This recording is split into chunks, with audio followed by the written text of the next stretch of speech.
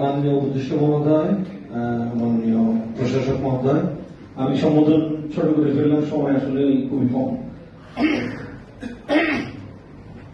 আমরা একটা সপ্তাহ আগেও কিন্তু জানতাম না যে আমরা এডিসি গ্রাজুয়েশন করবো। আমাদের ইন হাউসে আমরা বিভিন্ন জায়গায় আলোচনায় আমরা বলতেছিলাম যে এটাকে পিছাবো। অর্থাৎ সেই কর্ম আমাদের প্রধান উপদেষ্টা মহোদয় গত 3 দিন আগে ঘোষণা দিলেন যে আমরা এডিসি গ্রাজুয়েশন করবো। আমরা সেটার জন্য আসলে এখন আমাদের প্রস্তুতি নেওয়া উচিত।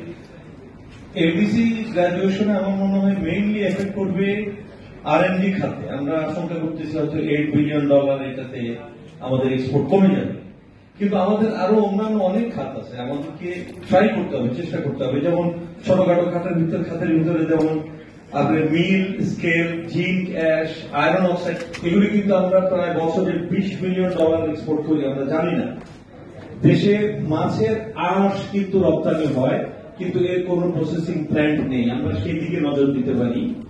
আমাদের আরো কিছু উপজাতের পণ্য আছে, যেমন পাটকাঠি থেকে হয় হলো চারকোল, সেখান থেকে অ্যাক্টিভেটেড কার্বনটা আমরা এখানে করতে পারি না। আমরা চারকোলের অ্যাশটাকে আমরা বাইরে পাঠাই চায়নাতে, সেখান থেকে আবার আমরা অ্যাক্টিভেটেড কার্বনটাকে ইম্পোর্ট করে আনি।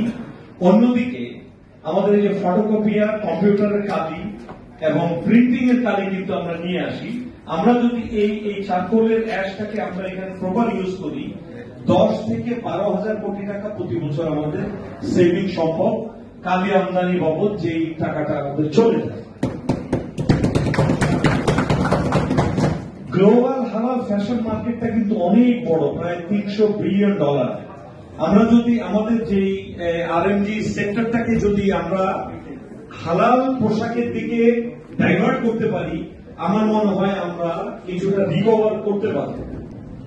আর অন্যদিকে আমাদের হালাল প্রসেস ফুড যেটা, এইটার ওয়ার্ল্ড মার্কেট হল $3 ট্রিলিয়ন, যেখানে আমরা কেবলমাত্র ইসলামিক ফাউন্ডেশনের আপনার হলো অ্যাক্রিডিটেশন নিয়ে শুধুমাত্র মালয়েশিয়াতে আমাদের কিছু প্রসেস ফুড এক্সপোর্ট করা হয়, কিন্তু এর মার্কেটটা কিন্তু ইউরোপ এবং আমেরিকাতেও বিশাল মার্কেট, যেটা আমরা পাচ্ছি না। এবং মুসলিম অন্যান্য কান্ট্রিগুলিতেও ওআইসির রিকগনিশন না থাকার কারণে আমরা এক্সপোর্ট করতে পারছি না।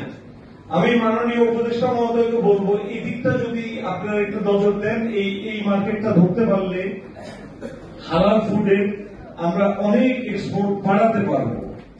আরো একটা বিষয় যেটা ধরেন সুনীল অর্থনীতি, যেটাকে ব্লু ইকোনমি বলা হয়, আমাদের যে সমুদ্র পৃষ্ঠের জল এবং তার নিচের যে সম্পদ আছে, এর ভিতরে ধরেন লবণ আছে, পানি আছে, বিভিন্ন উদ্ভিদ আছে, আপনার বালি আছে, নুড়ি আছে। আমরা যদি ব্লু ইকোনমির দিকে নজর দিই, রাষ্ট্রীয়ভাবে একটা দীর্ঘমেয়াদে আমরা একটা সুফল পাবো।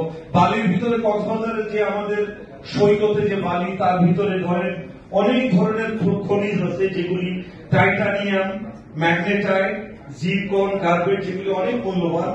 এইখানে প্রায় 14,000 কোটি টাকার সম্পদ আমাদের পড়ে আছে, যেগুলি আমরা এই ব্লু ইকোনমির আপনার পার্ট, এগুলি আমরা করতে পারছি না।